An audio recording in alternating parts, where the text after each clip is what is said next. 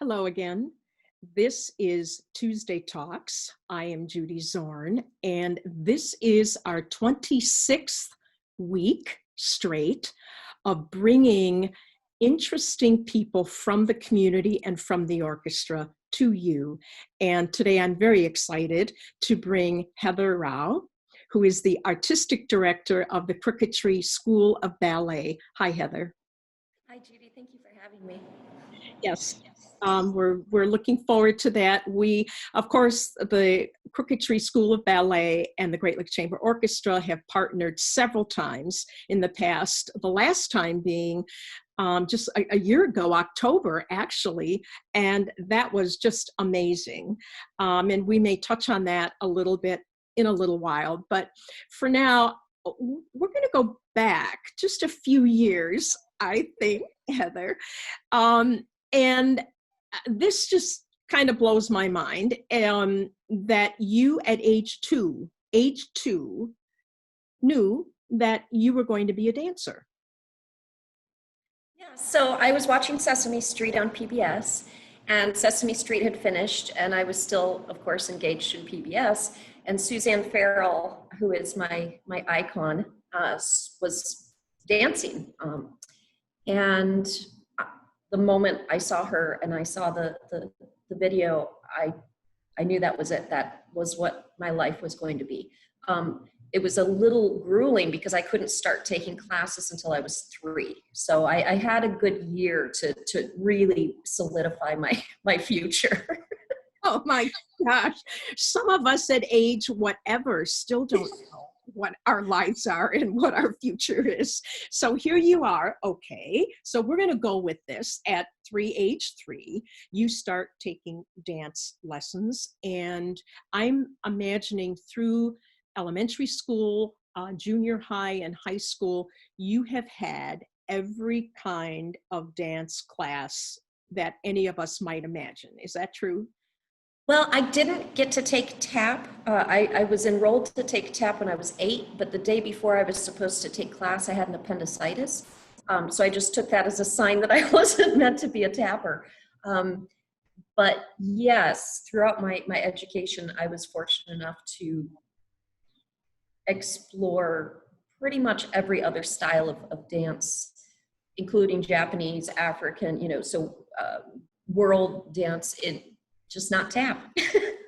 I mean, I learned, whenever I was in university, I was learning stagecraft and music editing and all the various components to the dance world. So now you grew up in Texas, in Dallas. Is that correct? Okay. So most of your early on dance experience was from that area, in that area rather. And you must have had some wonderful teachers. I did, yeah. So I started at age 3 with the Dallas Metropolitan Ballet, and I was with them for the majority of my young years. I did end up moving to Houston, my family did, where I studied at City Ballet of Houston as well as Houston Ballet. But then when I hit age 12, I started leaving home. I danced with Hartford Ballet, Boston Ballet, Dallas Black Dance Theater.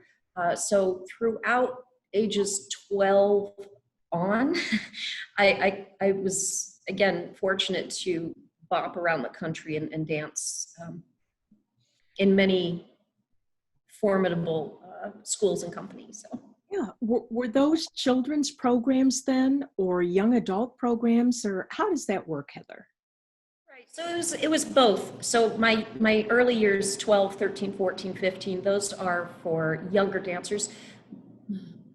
How do I put this? Again, our bodies as dancers are our instruments. So you have to really pursue it rather aggressively early on if you do hope to get a contract right out of high school or go to conservatory. The early years were youth programs, akin to where my students go now. So it's all summer long, you're dancing 6 days a week, 8, 9, 10 hours a day. I mean, when you say youth program, it's a little, it's a lot of work at a young age, but you're accustomed to it already. And then as you get older, 17, 18, even 16, those become more of a much more close to company life. So you're dancing with older dancers. The expectation is quite a bit larger. I would say it's hitting at 16. So starting at the university, then you were a dance major. And so you took, of course, lots of classes, but now are you still traveling and going around and working with other dance companies? You know, since founding the program at Cricketry in 2003, I have found my travel to be quite a bit less. Oh, sure. Building a program and we offer classes 6 days a week. So my focus and my time is spent cultivating my students now. So I do a bit of travel when, let's say, students of mine are auditioning for companies. Sometimes I'll go to different cities with them and accompany them. I've gone with them to summer program auditions in Chicago. I try to make it to different dance festivals every year. So Sure. So that was about, through the university, you were a dance major, and I'm sure danced in school, productions, and probably other companies, dance companies. And then tell us how, so in about 2001, I think you said that you literally got in your car, Heather, got in your car and pointed it north. So help us understand that a little more. So just before 2001, I had been to Banff, Canada for the first time and fell in love. And again, I've lived in big cities my entire life: Dallas, Houston, Boston, Hartford, I always big cities. After visiting Banff, I thought, it would be kind of nice to be closer to Canada. So I packed my Burmese cat and a few belongings in my car and pointed north. And I had no idea where I was going. And I actually bought a bouquet of flowers. In every state that I went through, I threw a flower out the car window. So 24 hours later, I'm cresting the hill coming into Petoskey. And this was August, so of course it was fabulous. And that was it. I was like, yep, this is where I will live now. I didn't know anybody. I had never had a winter, really. I didn't know, I'd never lived in a small place before. So yeah, 2001 was a big year. I'm so happy. I'm so happy. I mean, that couldn't have been more fortuitous. Well, how many of us, when you crest that hill as you're coming into town, it just takes your breath away. And in your case, you just said, okay, stop, park. I'm going to park my car, and this is where I'm going to stay. Yep.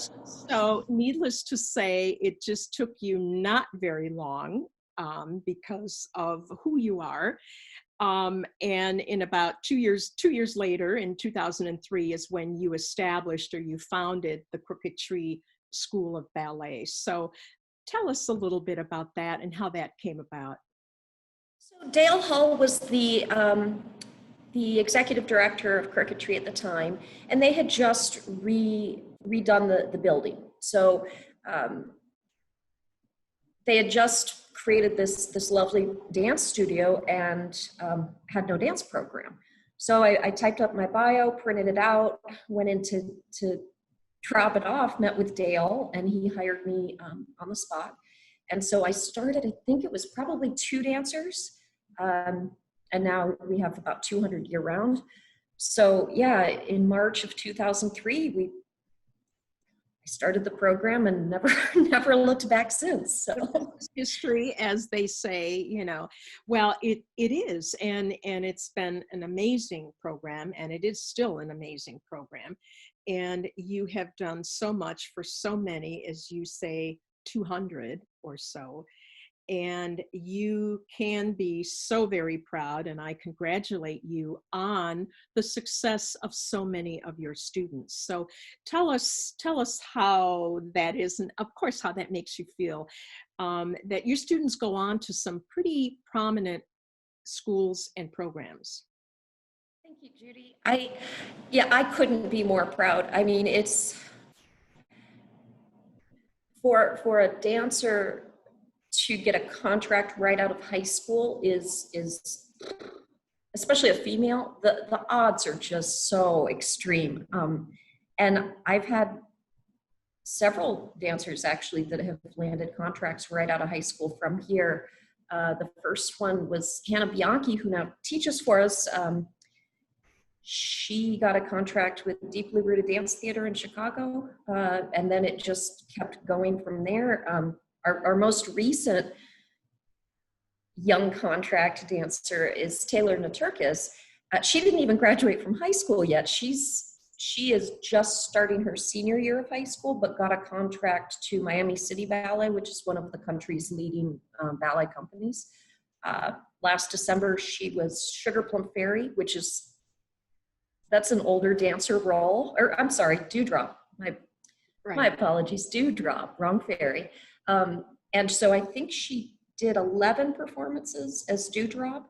And then after that, she got a contract while she was There. So she's finishing up high school and she's a professional dancer at the same time. So stories like that, I mean, I've had also many students go on to college or conservatories who are dancing. They're sprinkled all around the country that are dancing and teaching and choreographing. And I mean, it's a dream come true, really. Now, it reminds me of what you were just talking about. So it's a little bit like you in those early days where you were traveling around the country and dancing as much as you could, every chance you had, and just getting all of that experience. As you say, your body is, it can't take all that stress and pressure for years and years and years and years and years. And so you do reach a point where your body needs to maybe go in another direction, and that's kind of what you are. But even that, even at a young age, you knew, I mean, you're dancing like crazy, but you knew you really wanted to be a teacher and a choreographer. Tell us a little bit about what's the difference? I mean, okay, we all know what a choreographer is and what a choreographer does, but how is that different in your mind from, you know, you have your teaching, but now you're also choreographing and teaching a particular production? Yeah, that's a really interesting question. The difference between being a dancer and being a teacher are very different. You know, as a dancer, it's all about you. Right. But as a teacher, it's not about you. It's about the art form, and it's about the people sharing the space with you and their futures and their voices in the beloved art form. So, you know, I'm so fortunate that I get to be a teacher as well as a choreographer. A lot of people, because those are very, very different as well. So a lot of people prefer just one, or they're really, really, really, that's their approach to their craft, or the other. But I've had the great fortune of being able to, at an early age, start working on those processes. And you know, I was an assistant teacher when I was little, and I was constantly choreographing for my family. But then I graduated from Booker T. Washington High School for Performing and Visual Arts in Dallas. And basically for our final exam, it was to choreograph work. And so that really, really helped me to really understand what that meant, what it took. You know, I feel like so often young people are not given the opportunity to explore what it means to teach and what it is to choreograph. You know, so that's why I feel it's really important to provide that opportunity to our students. You know, we do a performance typically every year in September called Fall for Dance. The entire show is choreographed, costumed, light designed, everything by the students, so that they understand what it takes. It's directed by students, everything. Because the dance world is so large, there's so many opportunities in so many capacities. And so I think it's really important, to understand that it's not just about being on stage. There's a lot that, as you know, there's a lot that goes on before. Yes, there's lighting, there's set design, there's administration. sound. Yeah. There's all of that. But, as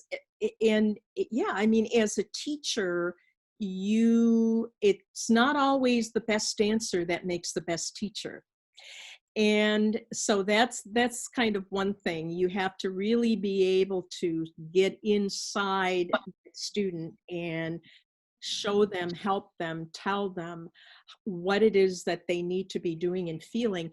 But then even then as a choreographer, whoa, that's completely different. Now you've got a vision that you're seeing going on in your head. And sometimes it's these 3 or 4 dancers over here, and sometimes it's the whole entire stage, the whole entire production. So you've got a lot going on in your head, Heather. I do. It's a really busy place. Oh my gosh. And talking about a busy place, okay, so I'm just going to be the first to say this, that I think Heather is certifiable, because right now she and the Crooked Tree Center School of Ballet, you are working on a Nutcracker, but not the Nutcracker as we have seen last year and the year before and the year before. But of course, these are COVID times, and it has put a different spin and a different twist on everything. And guess what? Heather rises to the occasion. Tell us a little bit about what it is you are doing with this year's Nutcracker. So in March, when the country shut down, we were right smack dab in the middle of a session. And so I took a week and contacted most of my alumni for help to see how many of them would get on board. Again, teaching virtually via Zoom from across the country, helping me settle this up technologically. And my goodness, I was just overwhelmed and touched by how many of them, and still are, with me, with us, teaching our next generation of students. So we've been virtual. We took a week, figured it out, set everything up, and then we've been virtual all throughout the summer. We're offering. You have been teaching virtual. That has to be so different. It's very different. Yeah, it's. These kids are used to a huge space with marley floor. And so now they're dancing in their bedrooms, holding on to kitchen chairs. And, some of them have created dedicated spaces. They've redone their garage or something like this, but, I have been privileged to be a part of this journey with these kids. They're so resilient. I mean, yes, we'd all love to be performing. We'd all love to be in person, but they keep coming back. I mean, we're offering have been over 20 classes a week, 6 days a week. And the growth that they've made, I thought, okay, all right, in March, I thought, well, we'll just maintain them. Right. We'll keep them in shape. Right. They're actually improving, and we're connecting in ways that otherwise would not have been afforded in person, because you come in, you take a class, you come in, you rehearse, but we're having conversations. They're being vulnerable in new ways, and I've gotten to know students that I've had for years. That has been a really, really special opportunity. Sure. And we've been doing many creative projects with them. They're dabbling in screen dance, which will bring us back to our this Nutcracker. but they're choreographing their own ballets. They've made PowerPoints with full-length ballet, scene-to-scene costumes, everything. So it's been very cool to experience this with them. But Well, I would say that there's a silver lining with everything. You know, having us look at things from a different angle keeps us creating and making new, you know. being open and creative, and sometimes you want to say, how is this going to work? And then, like you say, it does in some fashion. And a lot of times there is that silver lining. There's a couple of things that would not have happened otherwise that are happening, like you're saying, in the growth and in the personal development and all of that. We were so delighted, Heather, to have you and your students with us last October for Mask of the Red Death. I think many of you in the audience were probably at that performance at the Great Lakes Center for the Arts. It was our last October, just about a year ago. Halloween, scary Halloween, and we did Mask of the Red Death, and we had a narrator, and of course Heather's phenomenal students on stage depicting that Edgar Allan Poe incredible story. Just if in a minute or two, tell us a little bit about that project and how, because it is different actually performing on stage. And now this wasn't your recital, or it wasn't the Nutcracker. Your students were doing something different with a live orchestra on stage. So share with us a little bit about that. Yeah, I had the great fortune to collaborate with the Great Lakes Chamber Orchestra in 2011 and then in 2012. And you're right, for young dancers, for under 16-year-old dancers to perform with live music, it not only is it an extreme treat, but it's very different because the tempo may change. There may be variations, and so it teaches dancers to become much more, I think, a much tighter relationship with the music. The idea that our bodies as dancers are the music, Right. And when there's fluctuation on stage simultaneous, the energy that you feel, and there's nothing like it. Then in last year, you guys at Libor gave me a jingle, and he's like, I've got this idea to do a Mask of the Red Death. What do you think? And of course I was in. I loved the macabre idea. Right. Music, just stunning. And so I was so excited to collaborate with you guys again last year. But my gosh, I think next time we might want to pick something more friendly, because I put the kids in gas masks, and it was all about this plague. I know. That they locked themselves in, and yes, it was a very dark story, that's for sure. Which is fabulous, but then a few months later, here we are. Yeah, I get that. But it was an incredible experience. We were so grateful to be a part of that special evening with you. So thank you.